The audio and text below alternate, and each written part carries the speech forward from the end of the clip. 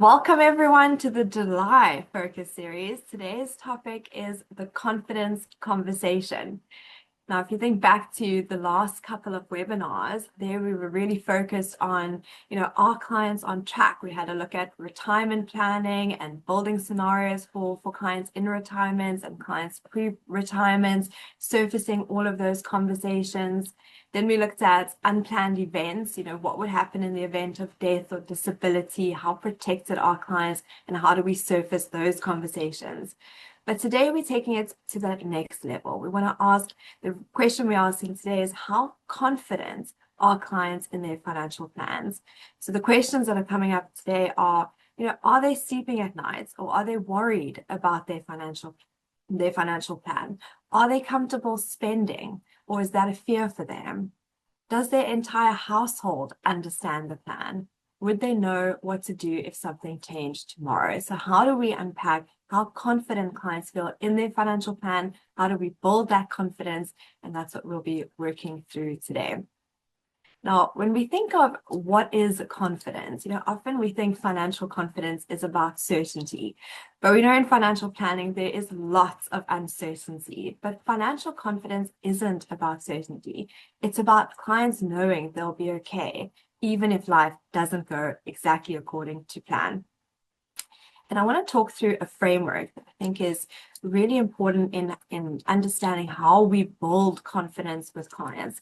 And it really starts with understanding. Does the client feel like they understand the plan? They understand where they are today. They understand the next steps. Do they feel prepared? Does the client feel prepared with their financial plan? And then the third point, which I think is super critical, is this evidence, because what really builds financial confidence for clients is understanding, feeling prepared, but also seeing the evidence. That is how we create confidence, not reassurance. And I think that's an interesting concept, because we think, if we show a client their target map and we show them they're on track or what their next moves are, and we keep reassuring them, that will create confidence in the financial plan.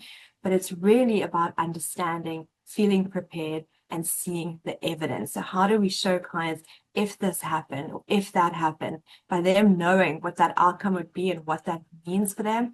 That's how we instill true confidence in the financial planning process. So how do we go about building that confidence for clients? The first step is that clear understanding. I know where I am. And we know that asset map is great for showing clients, visually where they're at today, how on track they are, and how they take a step forward. But what's also critical is that shared understanding. Does the entire household understand where they are too? And I think that's very, important if you think about, often when we're working with clients, they often, there'll be one individual that will, take control of the financial planning, but does the whole household understand it and feel confident in the plan? And then the third one is, have we tested the plan? Have we explored all the possibilities? What if this happens? Have we unpacked what their fears are, what their worries are, and illustrates it through evidence and testing the plan? That instills that confidence. And do they know the next steps? I know exactly what I'm going to do. And I want to share a client story. And I think as I share it, I'm sure you'll be thinking of clients that you have that are in similar situations, or you've experienced that with those clients. But Apana has one client, she is, has a lot of assets, a lot of properties, a lot of rental incomes, and she's absolutely fine financially to sustain her lifestyle, to retire, and for it to sustain for the rest of her lifetime. But even though it's illustrated that in the target maps, showing her that she's close to retirement, she's fearful of retiring, she's fearful that the funds won't last, that it will run out, and even showing her that you're okay doesn't instill that confidence. When you unpack that with her, the reason for that is she has two kids, they're studying abroad. It comes with, lots of different costs in terms of where they're studying, and they're changing it often. So there's a lot of uncertainty around it. It also comes with different living expenses. And even though modeling that and showing those line items actually doesn't shift the plan that much, she needs to see that. She needs to see, what if it's extended? What if they're there longer than we think, or they study something else, or there's extra living costs? Will she still be okay? And it's that evidence and testing of the plans that instills confidence for her. And I'm sure you can think of clients in your practice where you have that similar experience. How do we take clients through that and show them that evidence? And then next steps. I know what we're going to do. Everyone in the household knows if this happens, these are the next steps we're going to take. That is really how we can build and instill that confidence. So I want to take you through an example of how we can surface those testing conversations, really work through that with a client. Stop share. I'm just going to share again.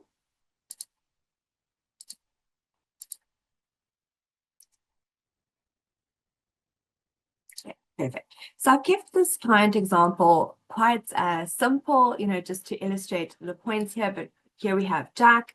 Jack is retired, so he's got a living annuity. We can see he's got a unit trust investment. He's also got emergency savings. He's got a home that's paid off, and he's got some risk benefits. He's currently drawing from the living annuity and the unit trust, so we can see what he's drawing here. And we know that he needs 32,000 per month, 384,000 per annum. So like we would have done in the retirement workshop, we would then model that and show him, if that's what you want, this is the need, 32,000 per month or 384 per annum from 66 from now till age 95. And we can see that based on the two investments that he's got, that he is 106% funded. We can work through that in the what it means. This is what you want, this is what you have, and this is how funded the client is. But how do we now surface that testing the plan, working through and unpacking what are his potential worries or concerns, fears, and how do we illustrate that so that he can feel that confidence in his financial plan? And one of the first assumptions we can talk about is the expected net return. And this is not only a great way of creating that evidence step for clients to build confidence, but it's also a great way of just sharing what our assumptions are, how we got to those assumptions, whether that's part of our house view, whether that's through research that we've done, but talking through why we're using specific assumptions. In some countries now, they're saying, I know you're disclosing assumptions to clients, but how are you evidencing that you've talked through those assumptions with clients, that they understand those assumptions? And this is a great opportunity for that conversation to talk through that 9%. But also then to show the client, well, what happens if we don't get there? What happens if it's an 8% return? What is the impact for the clients? Again, we're doing that, working through that understanding, feeling prepared, and evidencing.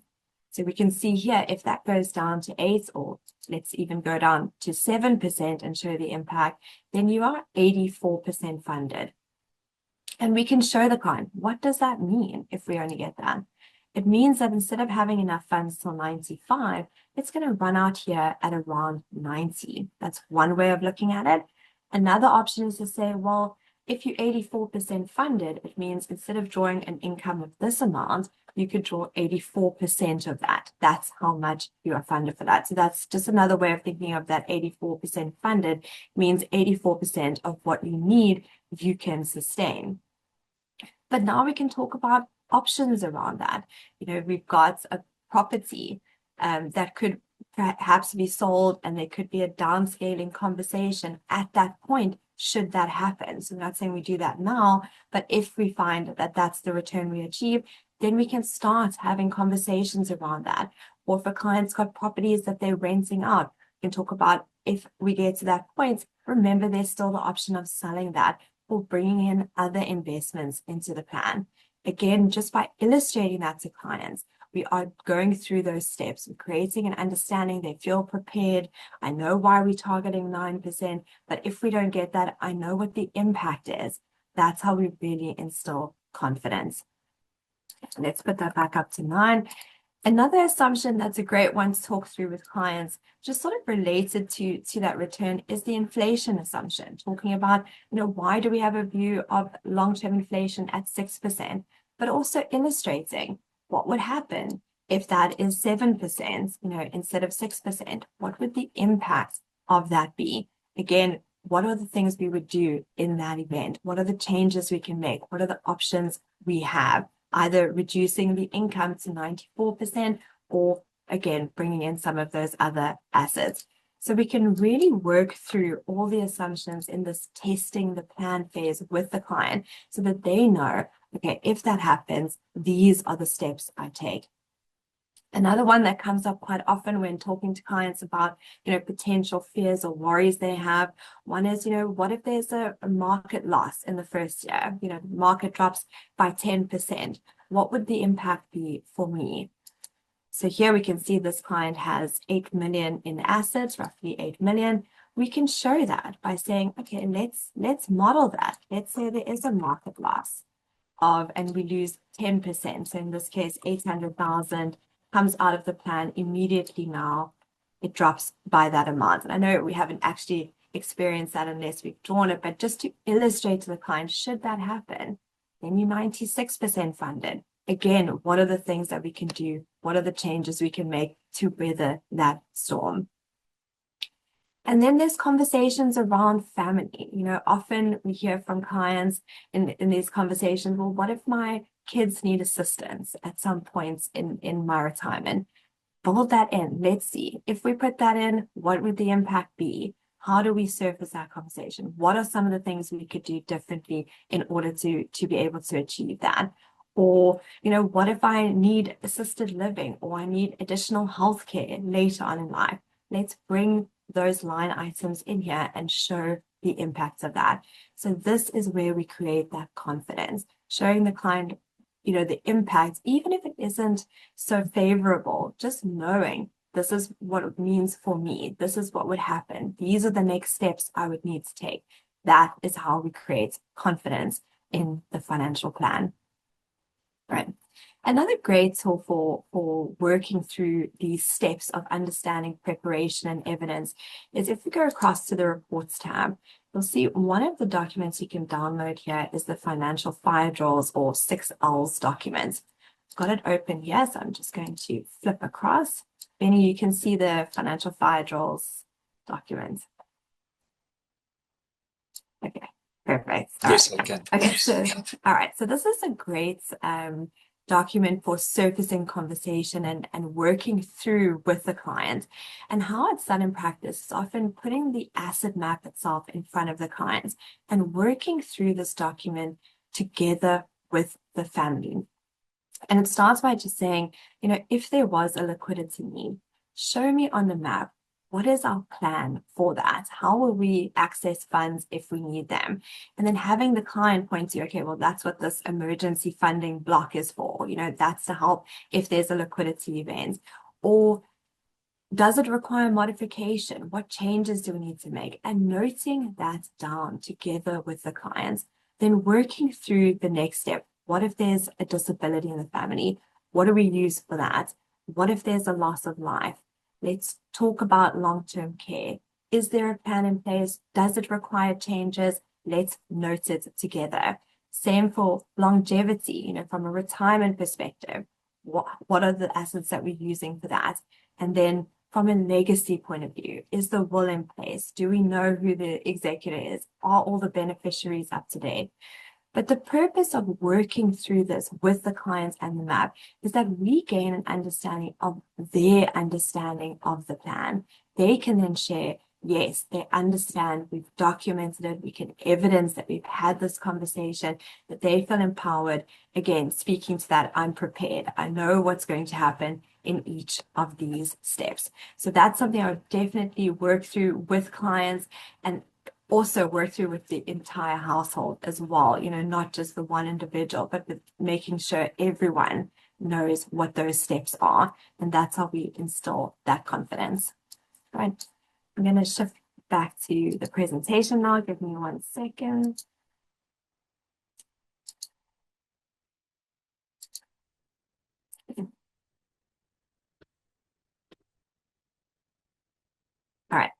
And then here I want to talk about this confidence for the entire household a bit more, because I think that's really, really important.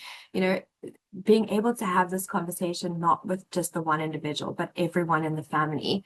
If your client wasn't here tomorrow, would their partner know who to phone, where the assets are, what income continues, who the executors are, where all the documents live?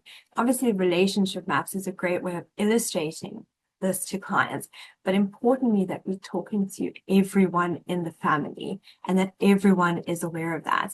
You know, often client planners will have sort of a life file for a client. They say everything's in there, we've put that together, but it's not a once-off exercise. It's something we have to do continuously with confidence building, because things change in the client's life, things change in the plan. Are we working through that continuously with the clients? And I want to share another story, and it's a more a personal story, but a friend of mine's mom was about to retire. So it was about 5 years ago. She'd been working at the same company for many years, putting funds into a pension fund. And you'll all know at that point when you actually retire, the amount of options that you're given around, you know, some putting it all in a living annuity, putting it in a guaranteed income, or half, and is that guaranteed income going to be level or increasing by inflation, and what happens in the event of death? And, you know, to their credit, they spent a lot of time working through all of those options, really understanding and preparing what are the different options mean, what's going to work best for her, and then made a decision that everyone in the family was comfortable with. And then just the other day, my friend called saying, you know, my mom's panicking now because she thinks her income is going to, on the guaranteed income side, drop to 50% after 5 years. And it just occurred to me that the only conversation around that was in the event of death, it drops to 50% for the spouse. But through the years, that confidence had started to derail, and that you have to keep having these conversations around, even when the plan is set, because things change, people forget, and we need to remind them of that. So bringing in everyone in the household, ensuring everyone knows the plan, feels prepared. That's how we instill that confidence. And then in closing today, I wanted to share, you know, how do we measure how confident our clients feel in their financial planning? And I know a lot of you use, you know, different tools for that you can send out questionnaires to clients to measure, you know, their confidence level and measure how that changes over time. You may use the Gallup scorecard as well. That's another example of it. But this is just another example that you could use. But it really about sitting down with clients and having this conversation with every member in the household, and maybe even, you know, having that confidentially so that people really share how confident they feel, but asking them to rate their understanding of their financial position. Do they know what they're working towards? Do they believe their plan can handle any setbacks? Do they know what would happen if something happened to their partner? Do they feel comfortable in making financial decisions? And I really love this last one. Would you recommend this plan to your spouse or children to manage it tomorrow if need be? And I think by working through this with clients periodically and checking in on their confidence level, we can see where there are potential gaps, where we need to go back to that understanding, preparation, and evidence, so that clients really feel confident in their financial plan. Right. So thank you very much. Just in closing, if you can think about your process and think about where you can bring in these confidence conversations, whether it's around testing the plan or measuring it with clients, see how you can progress that with them. Thank you for joining today.